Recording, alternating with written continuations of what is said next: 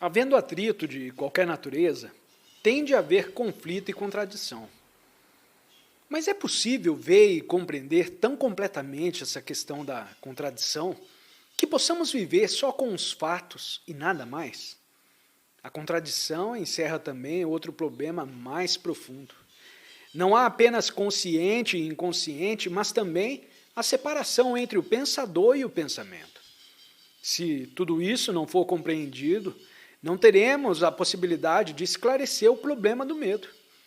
Temos, como quase todos sabem, o consciente e o subconsciente ou inconsciente. Para a maioria de nós existe separação entre essas duas entidades e, portanto, contradição. Em geral, funcionamos no nível consciente, exercendo nossas ocupações, aprendendo uma certa técnica. Passamos a maior parte do tempo no nível do consciente. Tudo o que aprendemos, todos os embates e pressões da moderna civilização se verificam mais ou menos na superfície. E há o inconsciente, que é o resíduo de 2 milhões de anos. A herança racial, a hereditariedade, a influência social, as lendas, os mitos, as ideias, fórmulas e desejos, os motivos profundamente ocultos. Entre tudo isso e nosso viver diário, há uma separação. Ocasionalmente, o inconsciente se manifesta, causando graves danos e profundas perturbações. Ou ainda se projeta em sonhos e etc. Não vamos esmiuçar essa questão do consciente e do subconsciente. Só desejávamos assinalar a contradição aí existente. A seu respeito, temos de aprender, não dos livros, nem de Freud, nem dos mais modernos psicanalistas, nem de ninguém mais. Temos de aprender observando cada movimento do nosso próprio pensamento. E isso é muito mais significativo do que qualquer filosofia, qualquer ensino, qualquer psicologia, porque é direto. Estamos vivendo com um fato. Há também a contradição entre o pensador e o pensamento, ou seja, entre o observador e a coisa observada. Eis mais uma contradição que temos de compreender. Esse é um problema sobremodo complexo. A maioria das pessoas supõe que primeiro vem o pensador, o experimentador, o observador. Mas é exato isso?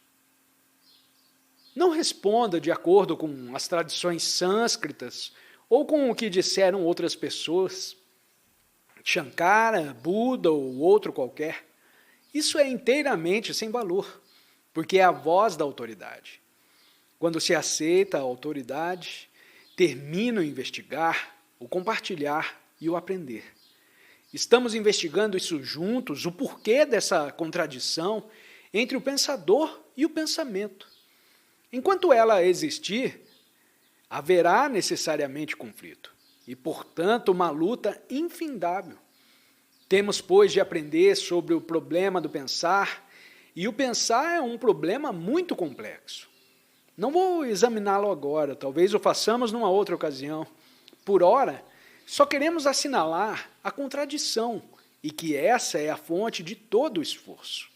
E onde há esforço, de qualquer natureza, a mente se embota.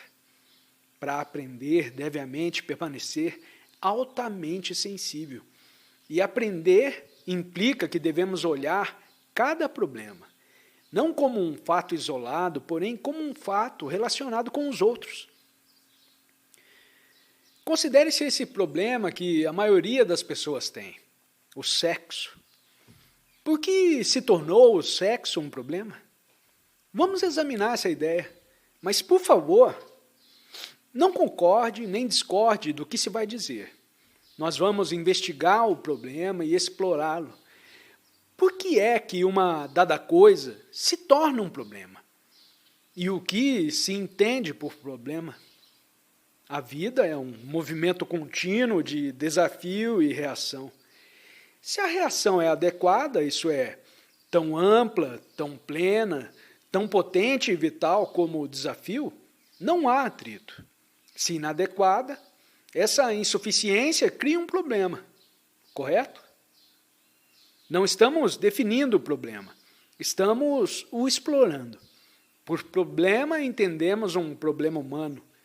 Qualquer que seja o desafio, se a mente não reage adequadamente, completamente, esse desafio cria um problema na vida do indivíduo. Se não reajo adequadamente ao problema da morte, ao problema da pobreza, aos problemas relativos a meu emprego, minha esposa, meus filhos, minha sociedade, a insuficiência de minha reação cria um problema. E esse problema vai gerar conflito, luta, aflição e confusão. Aí está uma questão que se apresenta à maioria das pessoas, a questão do sexo. Por que se tornou ela um problema? Como disse, todo problema está relacionado com os outros. O sexo se torna um problema quando não temos outro meio de libertar nossas energias, intelectual ou emocionalmente. Ou melhor, quando não há sensibilidade, não há emoção, sentimentalidade, recordações de passados incidentes e sensações. Isso é, o sexo se torna um problema quando o nosso ser não tem possibilidade de se expressar senão numa única direção. Intelectualmente, não existe essa possibilidade porque aceitamos e seguimos. As ideias nos são de extraordinária importância e não o ato, a atividade. Intelectualmente, as ideias se tornam sobremodo importantes e assim não temos absolutamente liberdade intelectual. Preste atenção, intelectualmente não somos criadores. Intelectualmente estamos sob o domínio da autoridade, somos escravos da sociedade, da respeitabilidade, estamos ajustados e, portanto, não há possibilidade de expressão mediante a atividade da mente. E tampouco há libertação por meio da beleza e da sensibilidade. Da beleza de uma árvore, do pôr do sol, do pássaro, da luz, do som. Você nunca olhou para uma árvore e nunca olha para o céu estrelado. Você pode ir a um concerto, ouvir música, mas isso se tornará uma mera ocorrência, porque não está vivendo com a beleza, que é sensibilidade. Sensibilidade ao belo, ao feio, à sordidez, a tudo. Suas atividades diárias te causam um tédio. Trabalhar num escritório, receber insultos, a pobreza da mente e do coração, a total insensibilidade à vida. Em nada disso há possibilidade de expressão. É assim que acontece com você? Nos resta uma única válvula, o sexo. E porque só temos essa única possibilidade de expressão, ele se torna um problema. Consequentemente, para se compreender, aprender a respeito dessa questão, torna-se necessário investigar amplamente esse problema. O que é ser criador? Só podemos ser criadores quando não há medo. E para investigar a questão do medo, temos de compreender em seu todo a questão do tempo e do pensamento. Porque é o tempo que gera o medo e o pensamento que projeta o medo. A mente medrosa está no escuro, embotada. Com essa mente, não importa o que façamos.